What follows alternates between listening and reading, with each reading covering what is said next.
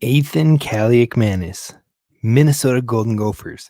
A revenge game for the ages coming in Week 11. Will the Gophers have enough?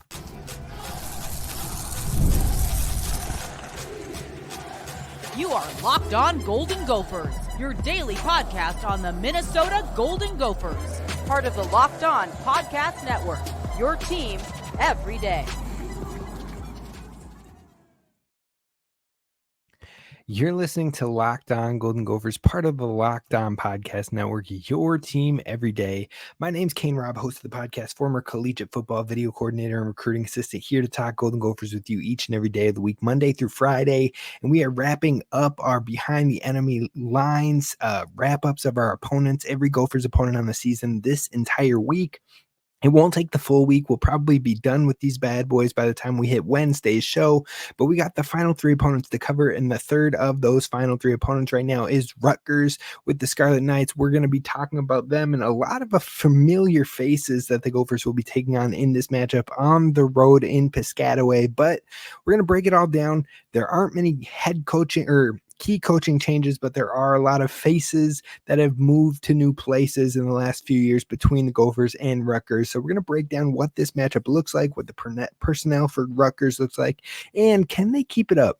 They had a bounce back year last year. First year, they got back to a bowl game in the second stint with Greg Schiano, but will that continue, or is it more of an anomaly? I'm going to dive into my thoughts on that today's show. So be sure to hit subscribe over on YouTube. Be sure to leave a 5-star podcast or 5-star review wherever you get your podcasts, at Spotify, Apple Pods, Stitcher, you name it. Find us at Locked On Golden Gophers. But first off, before we dive in deep on the Rutgers Scarlet Knights, I need to give a shout out to Gophers fan, aka Matty J, over on Twitter.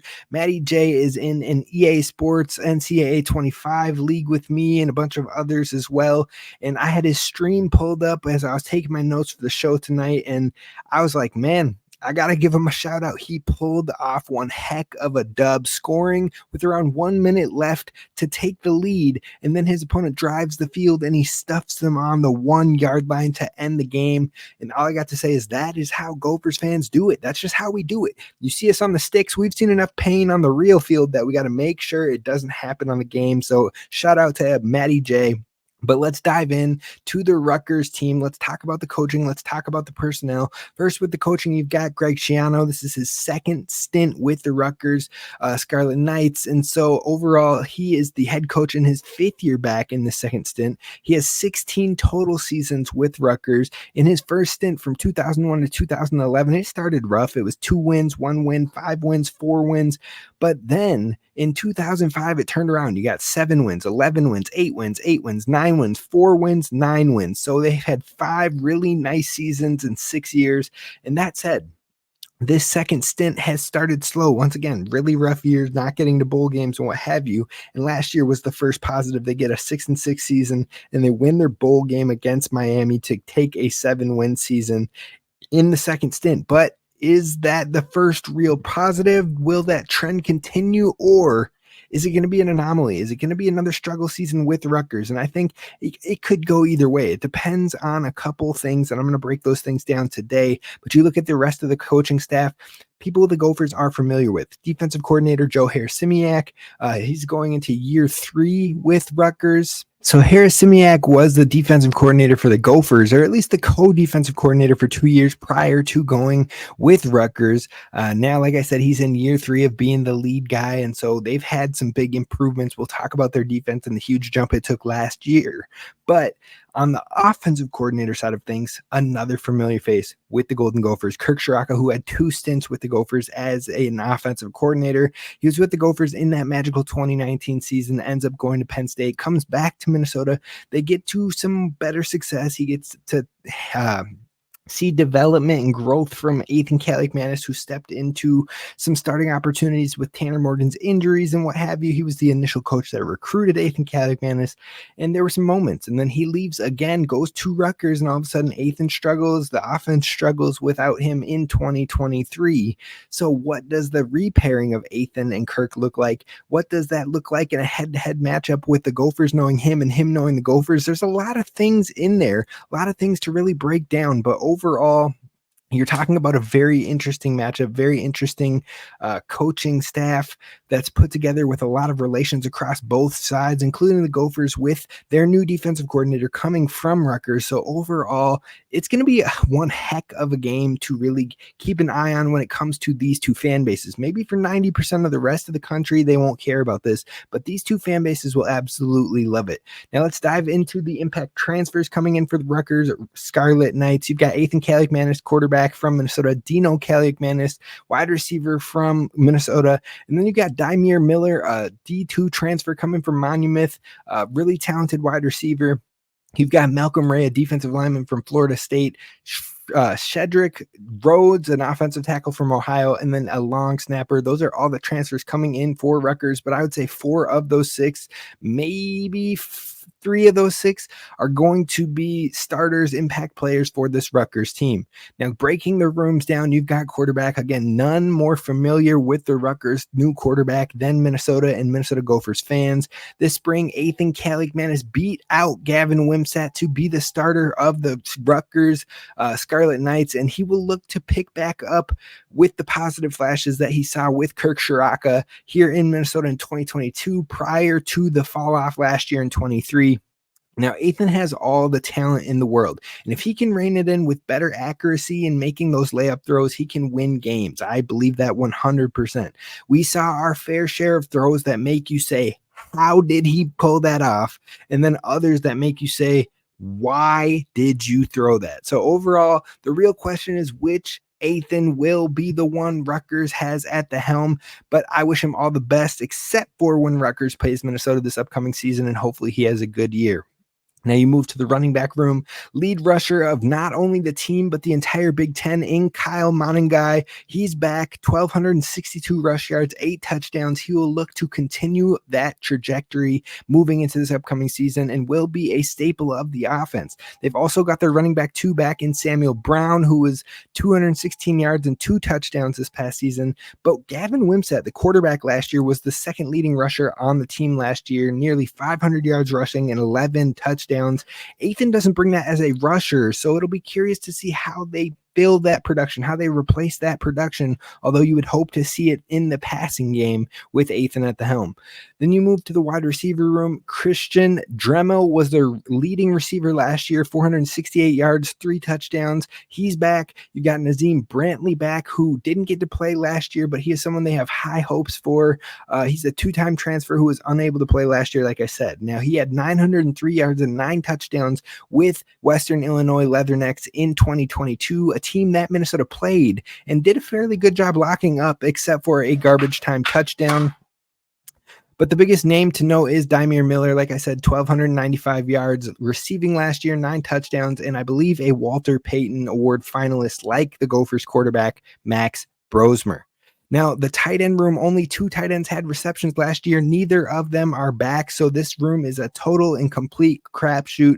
Often used as blockers, not really weapons of sort. And then finally, on the offensive side of things, you've got the O-line. They've got 4 guys back who started games for them last year, and unfortunately, 3 of those 4 were guys who graded below average on PFF. Now, the offensive line wasn't consistent. It gave up some heavy pressure in the pass game, especially that left tackle, or gave up heavy pressure. Sorry, scratch that, especially the left tackle, because the left tackle was the only player that really graded above average and did well last season in Holland Pierce. So he's a plus player that should help this line overall, but hopefully a year of development, a year of growth should help them, and this unit could be the make or break for this offense.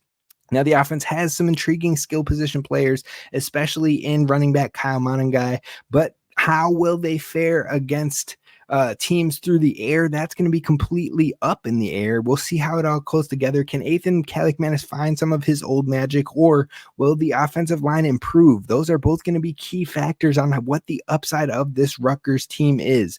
And then another question I have is Daimir Miller a number 1 wide receiver stud like we saw with Monmouth, or will he be lost in the transition of the jump in play from D2 to FBS D1 Big Ten football?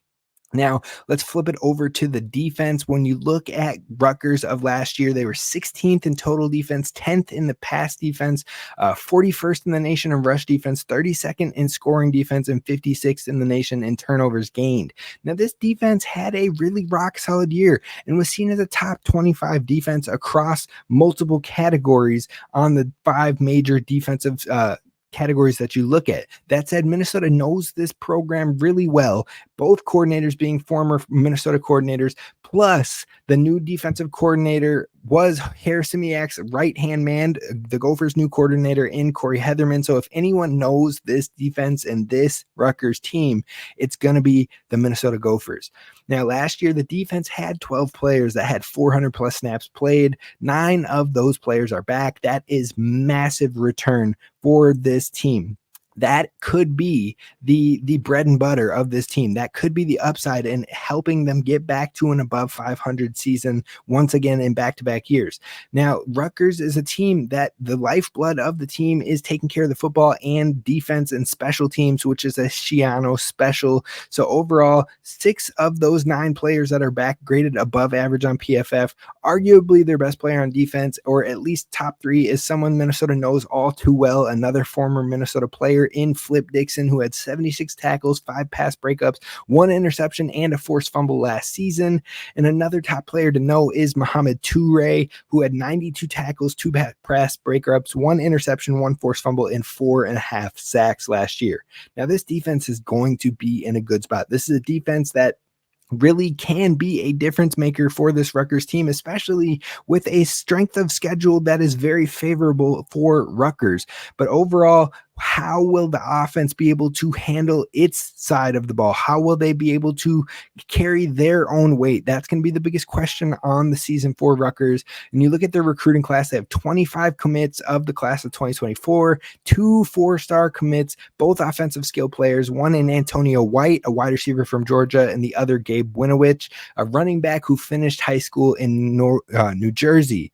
Now, they also brought in a near 4-star quarterback in AJ Sarras. So overall, the last time these 2 schools met up was the only time Coach PJ Fleck has taken on Schiano, whom he has great respect for. And that was a 31-0 stomping that Minnesota gave Rutgers coming into this season.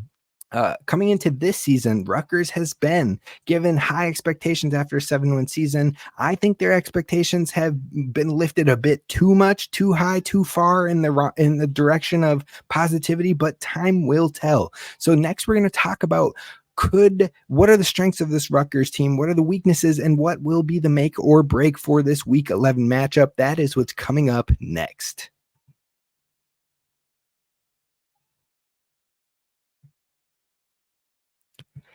First, I want to talk to you about our friends over at eBay Motors, because passion, drive, and patience, that is it. That's the winning formula to winning championships, but also what helps keep your vehicle alive. So eBay Motors has everything you need to make sure your vehicle is maintained and at its finest, leveling it up to peak performance.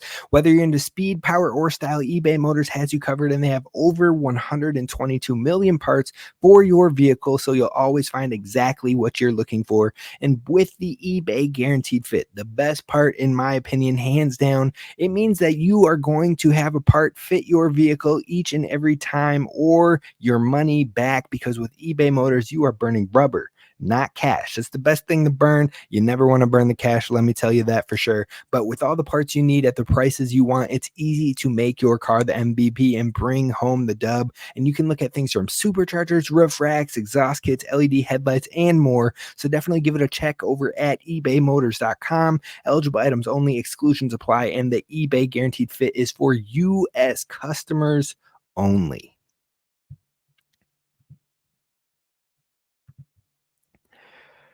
All right, Gophers fans, let's talk about potential strengths, weaknesses, and the make or break for this matchup in 2024 in the Week 11 of the season against the Rutgers Knights. And so overall, let's talk about the strengths first. Rutgers, like I said, plain and simple, the defense, a lot of returning pieces on the defense, a heavily productive defense this past year, widely seen as a top 25 defense across the country.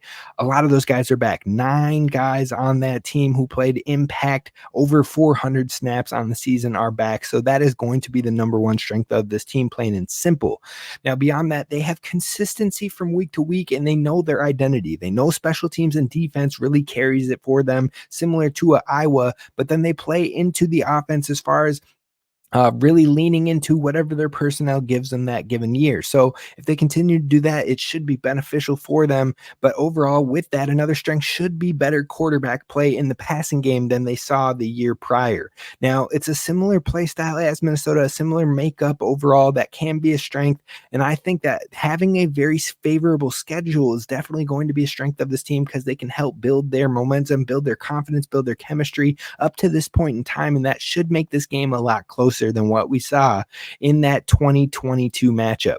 But overall, I think that the biggest strengths are that defense, the lead running back in Kyle Monangai, the Big Ten returning lead rusher back with Rutgers. And then finally, I think a strength and a weakness. So that's what I want to tie this together with is a lot of commonalities, a lot of carryover from the staffs and the crossovers that have happened with Corey Heatherman coming to Minnesota. Well, him and Harrison Mimiak think a lot alike. They have similar perspectives. They have similar ideologies or habits or what have you. If he's Harris Simiak's right-hand man, that means Harris Simiak knows him like the back of his hand as well and will be able to kind of guess at things that maybe he would try to do and give looks to their offense all week on what the Gophers could try and show against them.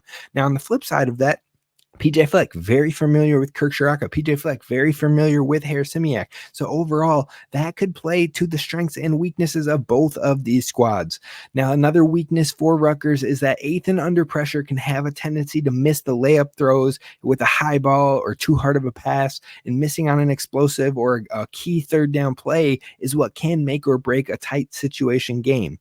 Now, on top of that, the offensive line, will they be an offensive liability? That is one thing that I'm still questioning. They have a lot of negative players from last season. Can they step it up? Can they protect the quarterback better? That was one thing Wimsatt did not have, was good protection. And so thus he was running all over the field, almost 500 yards rushing because he had to run for his life. Well, Athan isn't the same type of rusher. So will he take a lot more sacks or will the offense step it up? I think the offensive line is definitely a weakness here. And then finally, will the wide receiver talent translate to the Big Ten level of play? You've got some talented guys in Brantley, in Dymere, and will those two, who were awesome level players in the FCS level and the D2 level, can they translate to the highest level of football? That's going to be a question. And if they can't, it will be a weakness. Now, when we're talking about the make or break for this game, like I said, this game could be boring for 90% of the nation, but for Gophers fans and Rutgers fans alike, it is absolutely circled on the calendar, a major prove-it game for two programs that seemingly have shared everything, or at least it feels that way. Now, the final game that could be closer to a 50-50 with odds for the Gophers is this Rutgers matchup before Minnesota heads back to back heavy hitters to close out the rest of their season. So dropping this matchup could tee you up for a brutal ending to this 2024 season if you aren't playing your best football. So you have to go out there, you have to try to pull this upset on the road against Rutgers, and then keep that momentum going at home versus Penn State and then on the road versus Wisconsin. It's a tough close to the season, but the Gophers can hopefully find a way. Now, the top three make or breaks for me in this matchup. One, force Athan into tough decisions and tight windows. He may have the talent and the upside playing with Shiraka again, and maybe that could get him back on track, but you've also seen what gives him problems. So dial up a lot of that and then some more. Now, the second thing is you have to stop the run game and make Rutgers prove that they can pass the ball. Kyle Monangai has proved he can run in this league. He can run in this conference. He can lead the entire conference in rush yards. You know what you have in him. But can Athan and this team pass the ball? If Athan is on his money and getting or delivering dimes left and right across the field, do they have the wide receiver talent to catch said balls? Do they have a Daniel Jackson who can be a second team all Big Ten receiver, or will that receiver drop off really hurt this team? So make them prove they can pass the ball. And then finally, let Darius Taylor in the run game cook. That's my third one on this one. Rutgers' weakest point in their defense last season, even in a really positive season defensively, was the ground game. When the Gophers played Rutgers back in 2022, that was another area where Minnesota absolutely dominated in the ground game. I believe Mo had a massive game in that one as well. So overall, let Darius cook, force Athan into tough decisions and tight windows, and then finally stop the run and make Rutgers prove they can pass the ball. It's going to be a fun matchup, one we're going to have posted here at Locked On Golden Gophers. But the final thing we're going to cover on today's show is the Big Ten. In the first AP preseason poll that was released earlier today, we're going to talk about what we saw in there that we like, dislike, and how we feel about the Big Ten teams and where they fell in this poll. That's what's coming up to close the show next.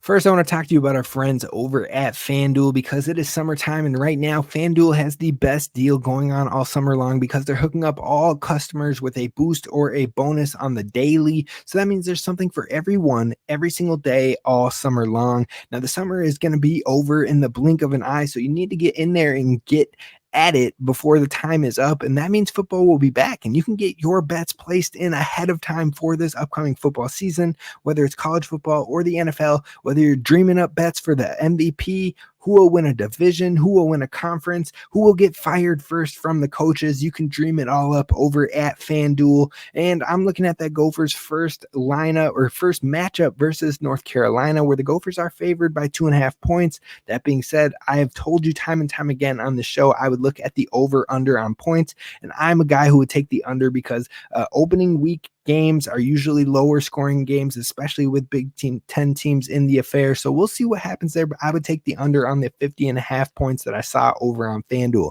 But you can take up your ideas and your bets over at FanDuel.com. FanDuel, official sports betting partner of Major League Baseball and of Locked On.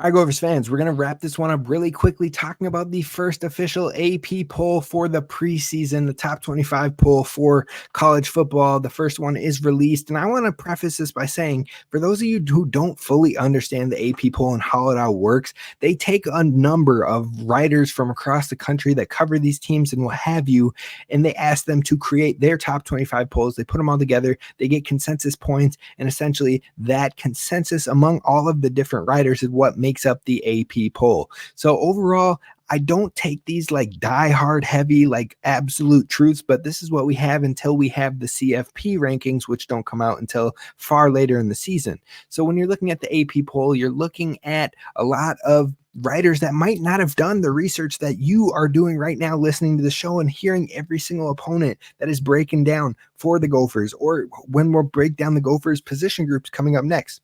These writers haven't necessarily done that. They haven't looked at every team in the country. They haven't dreamt, bled football and analysis and data and production and film and what have you. Now, junkies like us over here at Locked On, junkies like some of the different media outlets that I follow, or media colleagues here in the Twin Cities area that I like to chop it up with, I know that they know their stuff. I know they get into this thing. And so hopefully you feel that way about us here at Locked On Golden Gophers as well. But that is why you can see some crazy teams in some of these AP polls in the early season, especially because there are no games going on and there isn't the same amount of or level of research being done. Now, that being said, I want to talk about the Big Ten teams in the AP poll that just came out earlier today. The first Big Ten team that comes in is Ohio State at number 2, behind Georgia, who is number 1. I don't necessarily hate this. I think you can give Georgia the benefit of the doubt with how they've played these last 3 years. That being said, Ohio State is definitely one of the most talented teams in the country, bar none. So them being at 2, I could see them debatably at 1. It's not surprising. What is slightly surprising is Oregon comes in at number 3. So you've got 2 Big Ten teams in the top 3 with Ohio State and then Oregon. Now, Oregon is the only other team besides Georgia and Ohio State to get any first place votes. So that is pretty cool to see. Overall, 2 Big Ten teams getting some love. But then beyond that, the next Big Ten teams that come into play are number 8 and number 9, and Penn State at number 8 and then Michigan at number 9. So that's 4 Big Ten teams with the new Big Ten landscape coming in the top 10. Almost half of the top 10 is made up of Big Ten teams, and that is pretty unique, pretty awesome to see overall. A lot of love coming in. Now, the Michigan Wolverines lost a lot to the NFL draft, so they dropped a lot, being the number 9 team in the nation. But I think all of these are pretty realistic. They're pretty fair in my analysis so far. Now, when you keep on moving, you keep on grooving and looking for the next Big Ten team, that's where you see a massive drop-off. Only 2 more Big Ten teams make the AP preseason poll top 25, and they come in at 23 and 25. Now, 23 is the USC Trojans, and 25 is the Iowa Hawkeyes. Now, personally, I would put Iowa above USC because you've seen Iowa win 10 games last year. You've seen them improve. They're not going to have Deacon Hill playing quarterback anymore. You see one of the nastiest defenses in the country returning. You see Kirk Ferentz, who has continued to have 8+ win seasons year after year after year. I believe 8 of the last 9 seasons he has made that happen. So Iowa should be in this top 25, and I would honestly have them higher than USC, especially with USC losing a massive, massive piece in Caleb Williams. So overall, that's 6 teams in the Big Ten making your big or AP poll top 25, but there are other Big Ten teams that still got some votes. You had Washington with 23 votes. They would be the next closest team in the Big Ten. Then beyond them, you've got Nebraska with 16 votes, Wisconsin with 15 votes, and that is all of the Big Ten teams that received votes. So overall, 9 Big Ten teams received votes, Washington being the highest one outside of the top 25. I believe if you go by the vote tallies, they'd be 30 or 26, 27, 28, 29, 30, 31. They'd be 32. And then Nebraska would be 35 and Wisconsin 36. Now, one thing I will say with this AP poll, with the Big Ten rankings and what have you, look, I get the Nebraska hype. I get Dylan Raiola being the number 1 player in the country as your quarterback.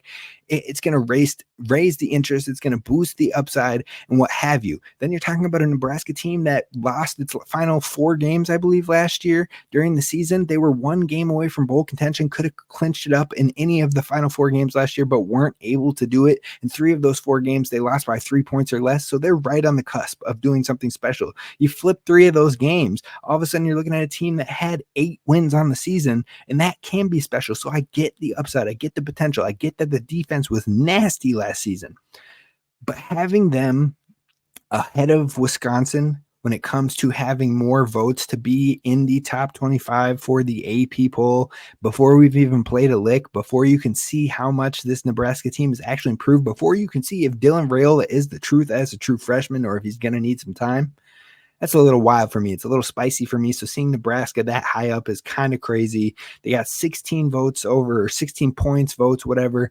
overall. So a little bit high for my taste. Washington has lost so much to the draft, so much to Alabama with Kalen DeBoer moving out that way. They lost their coaching staff, but somehow they still find themselves right outside of the top 25. Those are a little wild. Those are the ones where it's like, man, you can tell these AP voters aren't all tapped in. They're not all paying attention. So that's why you shouldn't let this bug you. You shouldn't let it bother you too much or consume too much of your time or thoughts, because it's just that. It's just people that haven't necessarily done all their research quite yet. So hopefully it'll get better as the season goes on. But those were my surprises. Those are the Big Ten teams in the first AP poll for the preseason.